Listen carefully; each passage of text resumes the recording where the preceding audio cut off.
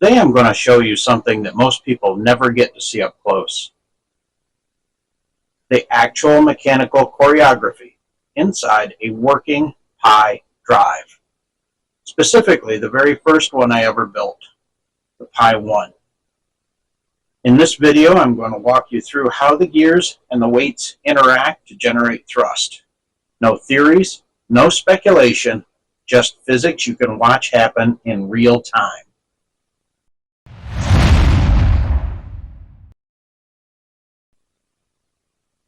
Here we have the Pulsed Inertial Engine, Pi version 1. Compared to the work I'm doing now, it feels almost primitive. So why pull this one out of storage? Well, it's simple. The Pi 1 is the most bare bones, full-sized unit in the entire Pi series that actually works as intended.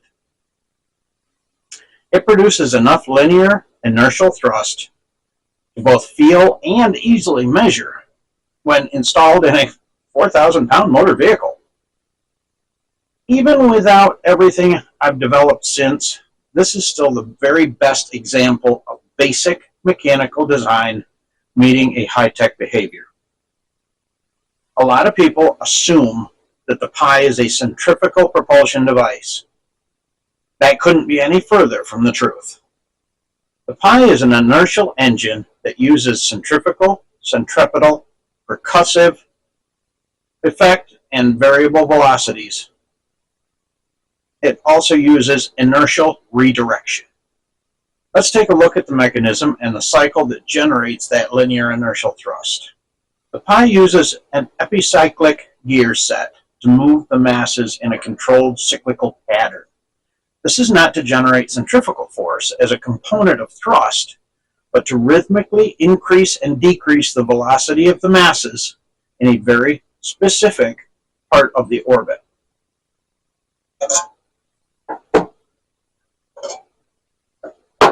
Now, watch the gear train and the pivots.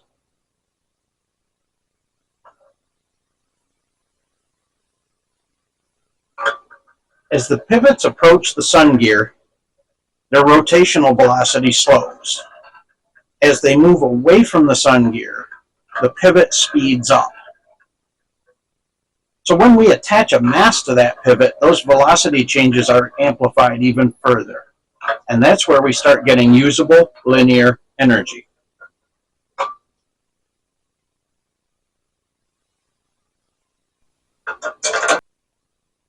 Near the tip of that shape is where the strongest forward thrust pulse is created.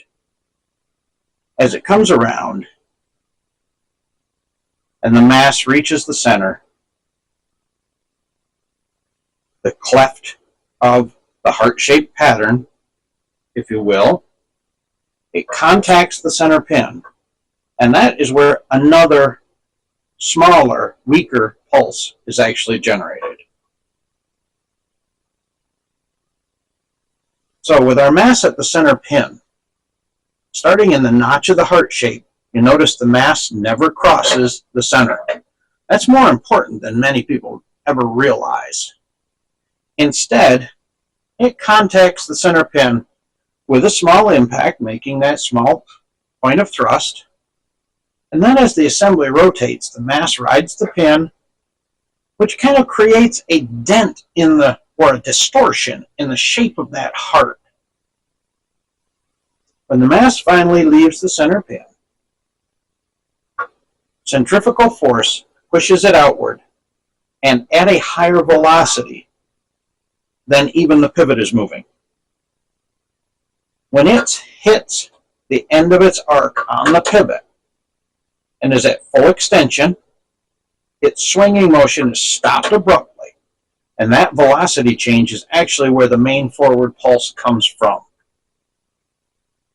As the planet gear continues around the sun gear, the pivot and arm are drawing back towards the center, reducing the radius and velocity of the mass, and minimizing reverse thrust, or what we would call reversion.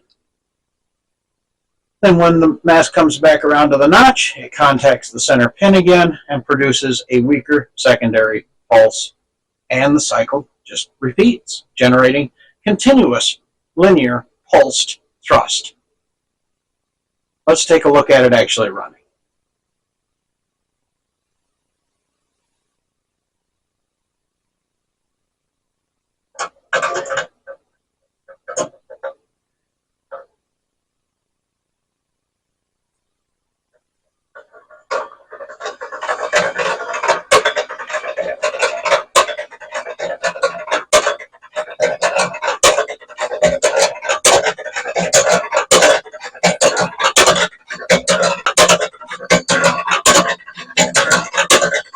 If the pie was on rollers or wheels right now, it would actually be pulling forward and run into the camera stand.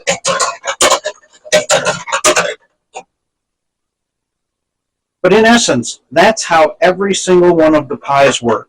There's your impact when it comes to the center. Boom. Comes around, leaves there, and hits another impact, which stops it from accelerating forward, pulling the rest of the machine forward. In a nutshell, that's it. There are a lot of other differences that we've made over the course of time. We've been building these for over 5 years now. This being the first one that was ever driven, test-driven in a motor vehicle on the highway. So one more thing I want to touch on, a very real situation I've had to deal with. Maybe we'll head back to the office for this one. Now we're back in the office. One more thing I want to touch on, a very real situation that I personally have had to deal with.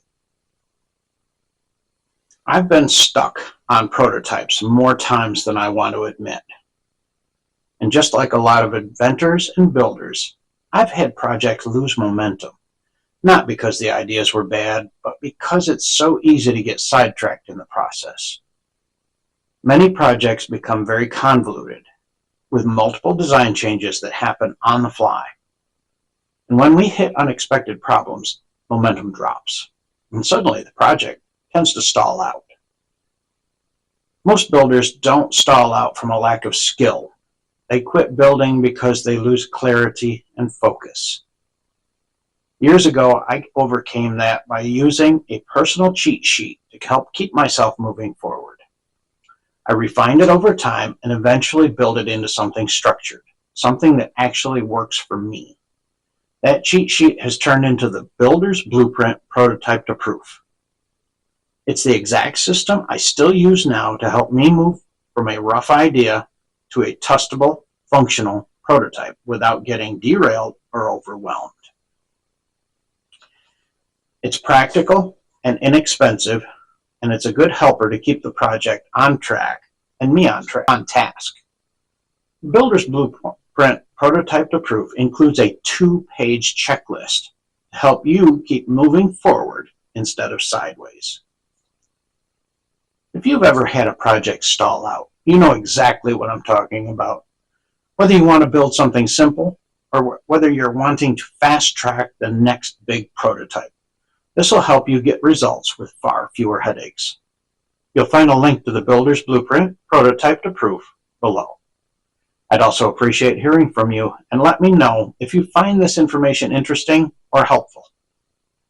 So until next time, please remember, be good to each other, and please be good to yourself. Brian out.